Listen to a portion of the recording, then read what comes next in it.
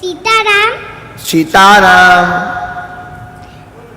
क्या मेरा प्रश्न ये है कि जब रावण और राम जी दोनों शिव जी के भक्त थे तो फिर उन दोनों की दोस्ती क्यों नहीं हुई?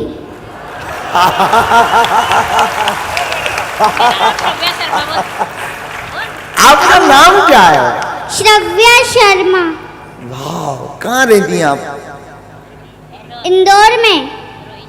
ये आपको किसने सिखाया? मैं खुद ही सीख गई। आप राम। हाँ हाँ।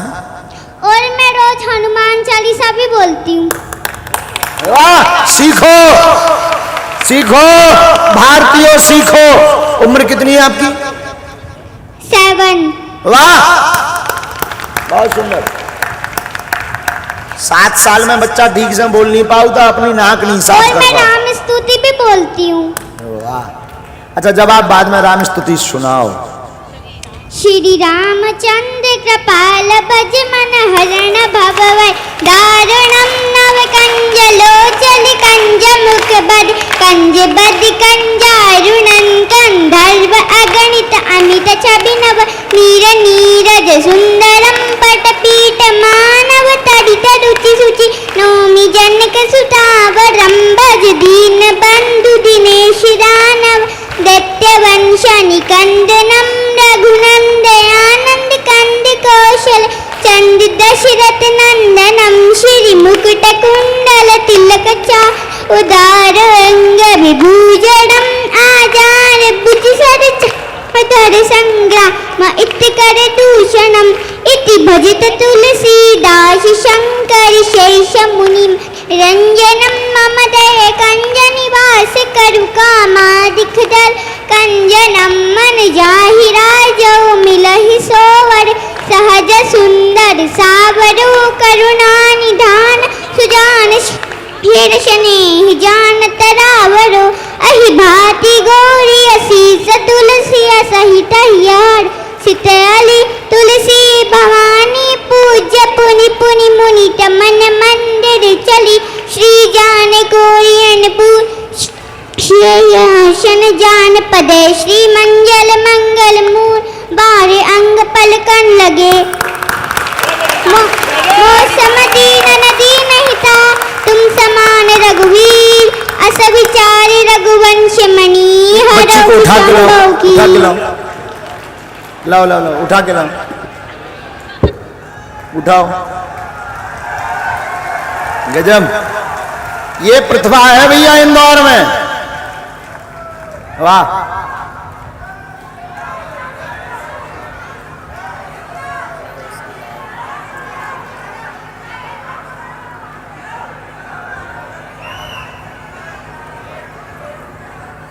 यहां खड़ा करो।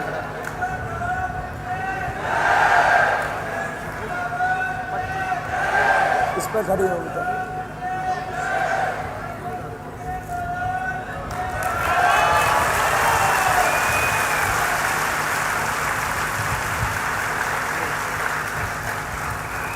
ये फोटो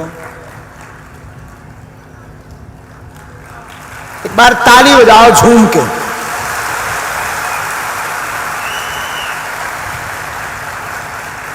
आपके साथ कौन आया? माता जी, पापा मम्मी दोनों?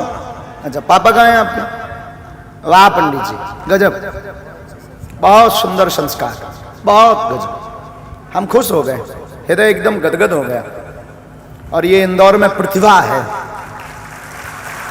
यही इंदौर की खूबसूरती। लोगों को लग रहा होगा कि इंदौर की खूबसूरती गार्डन बड़े बड़े मॉलों से है, बड़े बड़े भवनों से है, पर बागेश्वर धाम के दास की दृष्टि में इंदौर की खूबसूरती ऐसी बच्चियों से है।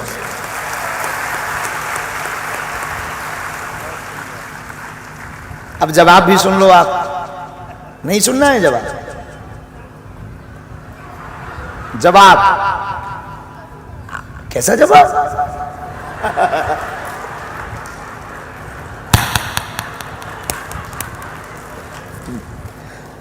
आज क्या खा के आए थे आप? भिंडी की सब्जी। भिंडी की सब्जी? हाँ। वाह, शंकर जी और रावण दोनों शिव भक्त थे, इसमें कोई संदेह नहीं। बिटिया ने प्रश्न किया कि दोनों में दोस्ती क्यों नहीं हुई। अब इसका तो कहीं शास्त्र में जवाब है नहीं, पुराणों में तो ऐसा लिखा नहीं। शास्त्र में वर्णन आया है कि एक बार भूत भावन महादेव से किसी ने पूछा कि आप सबको सलाह देते हैं, रावण को क्यों नहीं सलाह देते हैं कि राम जी से विरोध ना करें। बोले हम रावण को क्या सलाह दें, रावण इतना विचित्र आदमी है कि वो हमारे सामने आता है तो हंसने लगता है। शंकर जी के सामने जब रावण आता है तो हंसने लगता। बोले विचित्र बात है, तुम उनके गुरु हो, तुम्हारे सामने वो हंसने क्यों लगता। बोले हमसे कहने लगता गुरु जी ये थे देखो तुम्हारे तो 5 ही मूड है थे तो 10 है। तो उसको समझाना बड़ा मुश्किल। हमारी दृष्टि से राम जी के मन में तो ऐसा कोई भाव नहीं था, पर बिटिया ने जो प्रश्न कहा किया है उस पर हमारी मत कहती है राम जी के मन में ऐसा कोई भाव नहीं, पर रावण बहुत श्रेष्ठ भक्त बनने के चक्कर में दोनों में दोस्ती नहीं हो पाई है। आज के जमाने में भी गुरुओं के जैसे हमारे चेला हैं, सो हमारे गुरु आपस में चेला आपस में लड़त रहा श्रेष्ठ बनने के चक्कर में कि हम गुरु जी के ज्यादा नजदीक हैं।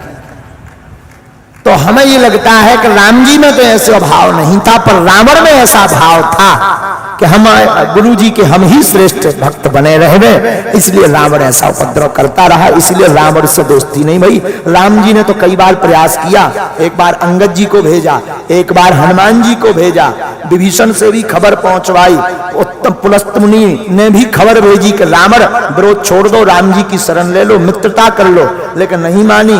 मंदोदरी ने भी कहा, तब भी रावण नहीं माना। मतलब राम जी तो दोस्ती चाहते थे, रावण खुरापाती था, रावण को बुद्धि नहीं थी, रावण नहीं चाहता था, वो अपने अभिमान के चक्कर में दोनों की दोस्ती नहीं हो पाई। संतुष्ट हैं आप? हाँ। और क्या आता है आपको? पापा आपके लड़ते हैं? पिताजी? बहुत अच्छा, खूब आगे। और मुझे 40 मंत्र भी आते हैं। अब रहने दो, एक राम कथा की गद्दी तुम्हारी ही लगवा देते हैं। हम क्या करेंगे पाठ करके रामायण का, कुछ हमारी भी इज्जत बची रहने में। मेरे को तो राम कथा ही नहीं आती है, तो मैं कैसे करूंगी? ये आपको ये आते ना श्लोक, ये स्तुति, हनुमान चालीसा, ये भी तो सब सुनेंगे ना। ठीक है। लो विधायक जी, लो हमारी गद्दी फैल है, दूसरी व्यास गद्दी चाहने कल बगल, कल चाहिए। वो तैयार भी है व्यास जी, आप तैयार हो? दक्षिणा तो नहीं लगी? पैसा पैसा ऐसा नहीं। धन्यवाद। एक बार ताली फिर से बच्चे को बजा। जय श्री राम बोलो ताकि इसका भविष्य और ऊंचा हो। जय श्री राम। एक लास्ट और अंतिम, एक मिनट, चश्मा वाली बहन जी को दे दो, लो बस फाइनल। इसके बाद कोई प्रश्नोत्तरी नहीं, कल फिर होगी। कल कौन कौन नहीं आएगा दोनों हाथ उठाओ। हारमोनियम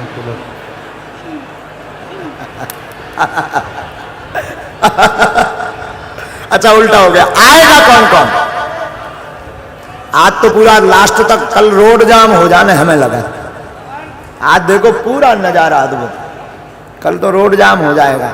कल फिर आओ, कल धनुष बाण तोड़ेंगे। कितने बजे आना है? अब कल सीधा 4 बजे आना है, दरबार भी नहीं है, भभूति नहीं। बोलो क्या नाम है आपका? सीताराम गुरुजी। सीताराम जी। मेरा नाम ऋतिका रघुवंशी है। बोलिए। मेरा प्रथम प्रश्न ये है कि आदित्य योग तथा चांडाल योग क्या होता है, तथा मेरा द्वितीय प्रश्न ये है कि यदि परिवार में कोई शांत हो जाता है तो कितनी पीढ़ी तक का तथा कितने दिनों का छूतक माना जाता है? वाह सुंदर प्रश्न। कहाँ से हो आप? इंदौर से। इंदौर से। आदित्य योग और चांडाल योग, ये ज्योतिष में इसका वर्णन आया है। ज्योतिष के अंतर्गत कुंडली में भी चांडाल योग लगता है, कुंडली में भी चांडाल योग लगता है। आदित्य योग और चांडाल योग ग्रह दशा के अनुसार, बीच में मत बोलो, बीच में मत बोलो, ग्रह दशा के अनुसार आदित्य योग और चांडाल दोष लगता है। आदित्य योग कोई दोष नहीं है, आदित्य योग कोई दोष नहीं है, चांडाल जरूर एक दोष है, जो दोष ग्रह दशा के कारण लगता है।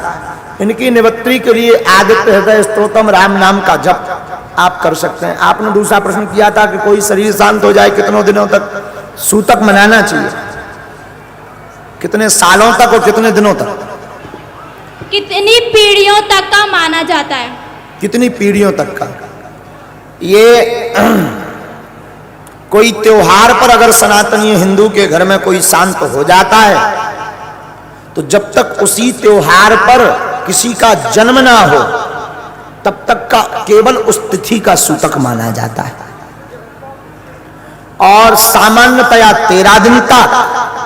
और अगर कोई घर का कोई विशिष्ट बुजुर्ग अथवा घर का मुखिया शांत हो गया तो मंगल कार्य के लिए 1 साल तक का सूतक शास्त्र विधि अनुसार माना जाता है। ये इसका जवाब शेष चर्चा कल